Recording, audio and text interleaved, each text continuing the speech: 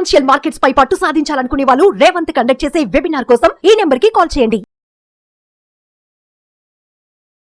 నమస్తే, welcome to Vishnu talks. నేను మీ విష్ణు. ప్రస్తుతం నాతో పాటు qualified person, finance professional Rajeshwar Reddy గారు ఉన్నారు. వారితో మాట్లాడదాం. సార్ నమస్తే. సార్ రాజేశ్వర్ రెడ్డి గారు. నమస్తే అండి. సార్ రాజేశ్వర్ రెడ్డి గారు, మీరు డైలీ చాలా మంది క్లయింట్స్ని హ్యాండిల్ చేస్తుంటారు, రకరకాల మనుషులతో మాట్లాడుతూ ఉంటారు. ఎస్పెషల్లీ ఈ ఫైనాన్షియల్ ఎడ్యుకేషన్కి సంబంధించి ఎంతో మందికి మీరు అవేర్నెస్ ఎడ్యుకేషన్ కల్పిస్తుంటారు కదా. అండ్ ఆ పనిలో భాగంగా ఫారిన్లో ఉండే కొంతమంది ఇన్వెస్టర్స్తో మాట్లాడుతుంటారు, ఇక్కడ ఉండే కొంతమంది క్లయింట్స్తో మాట్లాడుతుంటారు కదా. సో రీసెంట్ టైమ్స్లో మీకు ఎవరైనా ఒక క్లయింటు ఫైనాన్షియల్ డిసిప్లైన్లో చాలా తప్పులు చేస్తున్నారు, చాలా తప్పులు జరిగిపోయాయి అంటే మీకు ఏదైనా ఒక క్లయింట్ రిక్వైర్మెంట్ కొంత పెక్యులర్గా అనిపించిన సిచ్యువేషన్, సినారియో ఏదైనా ఉందా? ఉందండి. ఓకే. క్లయింట్స్లో అనే కంటే ఇంకా రిలేటివ్స్లో అని కూడా అనొచ్చు. ఓకే. సో జనరల్గా మనం అంటే ఒకరి ఫైనాన్సెస్ ఒకరికి చెప్పము. బట్ ఈ పర్టికులర్ పెక్యులర్ కేసు ఏంటంటే ఇన్ఫ్యాక్ట్ మీరు వెంచురా సక్సీడర్ రివ్యూస్ అంటే ట్రస్ట్ పైలట్ పేజ్ ఓపెన్ అవుతుందండి. అందులోకి వెళ్తే మీకు రివ్యూస్లో కూడా కనిపిస్తుంది. ఆయన పెట్టిన రివ్యూ ఏంటంటే ఘర్కి ముర్గి దాల్ బరాబర్ అని చెప్పి ఒక రివ్యూ పెట్టాడు అనమాట. ఎందుకు అంటే కొంతమంది ఇప్పుడు మాకు దగ్గరున్న రిలేటివ్స్, ఫ్రెండ్స్లో కూడా మేము చేసే సజెషన్స్ ప్రాబబ్లీ వాళ్ళు వినకపోవచ్చు, ఆర్ తర్వాత చేద్దాంలే అనే ఉద్దేశంలో కూడా ఉండొచ్చు. అట్లాంటి సిచ్యువేషన్లో ఏమైంది అని అంటే వన్ ఆఫ్ మై రిలేటివ్ ఆయన 7 years బ్యాక్ ఒక హౌస్ తీసుకున్నాడండి. Okay, on loan. సరే, ఆయనకి ఇల్లు లేదా అంటే he has his own house, he staying in his own house. కానీ స్టిల్ ఇన్వెస్ట్మెంట్ పర్పస్కి ఒక ఫ్లాట్ తీసుకున్నాడు. దానికి అప్పుడు 7 years బ్యాక్ ఏంటి అని అంటే ఇంటీరియర్స్, రిజిస్ట్రేషన్ ఇవన్నిటికీ ఒక 10 లక్షలు పే చేసి ఈఎంఐ ఒక 28,000 ఈ 7 years నుంచి పే చేస్తూ ఉన్నాడు. ఈరోజు ఆఫ్టర్ 7 years ఒకవేళ ఇప్పుడు చూసుకుంటే ఆయనకి ఆ పర్టికులర్ ఫ్లాట్ అమ్మితే 55 లక్షలు వస్తాయి. But still loan out standing 21 lakhs ఉంది. అంటే 55 - 21 ఎంత వస్తుందండి? 34 లక్షలు వస్తుంది. ఫస్ట్ మనం ఒక 10 లక్షలు పే చేసాం, తీస్తే 24 లక్షలు. సో నెట్ 24 లక్షలు చేతిలో ఉన్నట్టు. ఈరోజు he doesn't want to work, అంటే జాబ్ కంటిన్యూ చేయాలని లేదు. సో ఇంకా ఈ ఈఎంఐ పే చేస్తూ వెళ్ళాలి. సో ఈ సిచ్యువేషన్లో ఏంటి అని అంటే హీ హాజ్ స్పెషల్లీ రిక్వెస్టెడ్ మీ ఈ పర్టికులర్ కేస్ స్టడీ మీరు వీడియో చేయండి. ఎందుకంటే నాలాగా వర్కింగ్లో ఉండి సెకండ్ హౌస్ కోసం, అంటే ఆల్రెడీ హౌస్ ఉండి ఇంకో హౌస్ కోసం ప్లాన్ చేస్తూ ఈ ట్రాప్లో పడే వాళ్ళకి అట్లీస్ట్ వాళ్ళు రియలైజేషన్ అవుతారు అనేది చెప్పారు. ఎందుకంటే ఇక్కడ ఏం జరుగుతుంది అని అంటే ఆల్రెడీ డౌన్ పేమెంట్ కట్టి, ఈఎంఐ కట్టి, ఆ వచ్చే రెంట్ని చూసుకుంటే ఏం పెద్ద డిఫరెన్స్ లేదండి.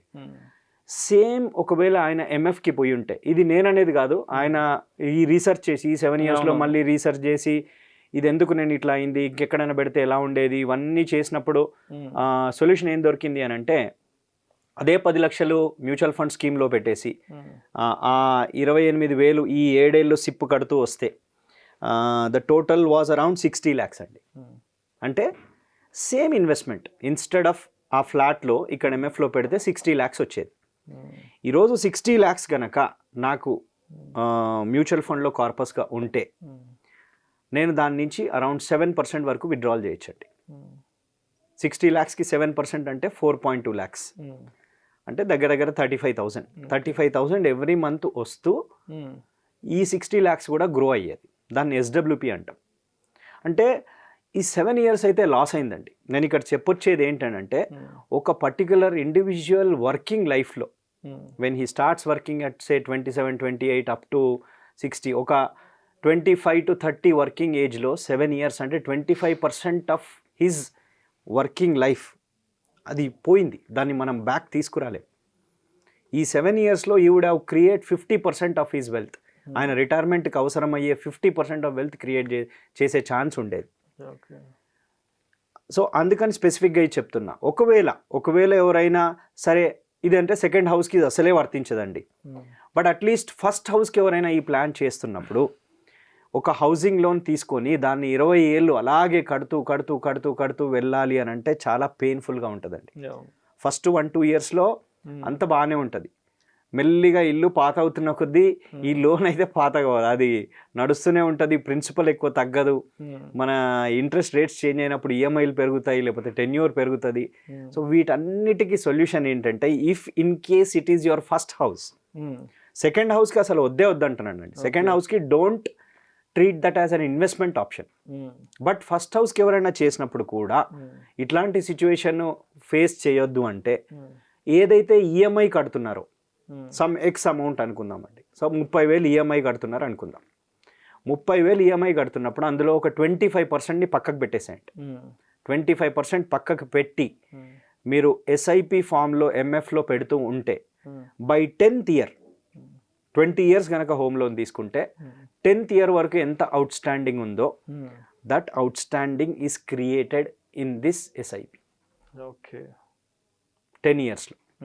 అప్పుడు ఏంటంటే మీరు యు ఆర్ ఫ్రీ, ఎందుకంటే తీసి you can clear the home loan.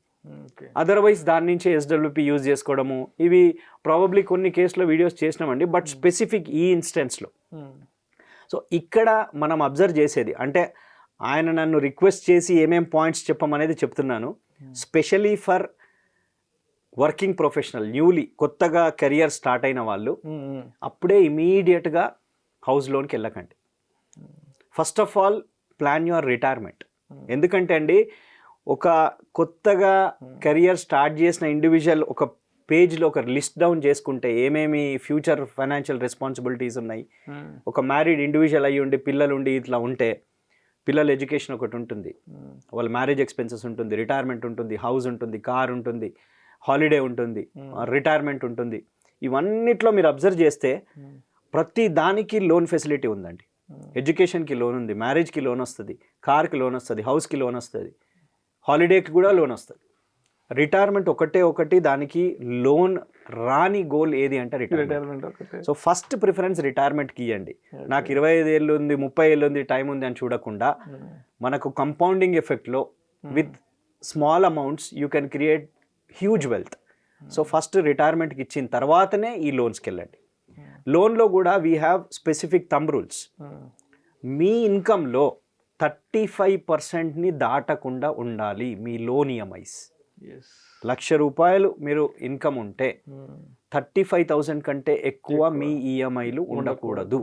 ఇది just keep it in your mind అంతే, దాన్ని ప్రింట్ చేసి పడేయండి అంతే. దానికంటే ఎక్కువ ఉంది అని అంటే slowly you will be going in to the debt trap. ఆ ట్రాప్ నుంచి బయటికి రావాలి అని అంటే. And one more thing, retirement కాకుండా టర్మ్ ఇన్సూరెన్స్ ఒకటి మ్యాండేటరీ తీసుకోండి. అనవసరంగా ఎవరో ఒకరు తెలిసిన ఫ్రెండో రిలేటివో వచ్చి ట్రెడిషనల్ పాలసీస్ సజెస్ట్ చేస్తే, ఎందుకంటే నేను అబ్జర్వ్ చేసిన పోర్ట్ఫోలియోస్లోనండి మెజారిటీ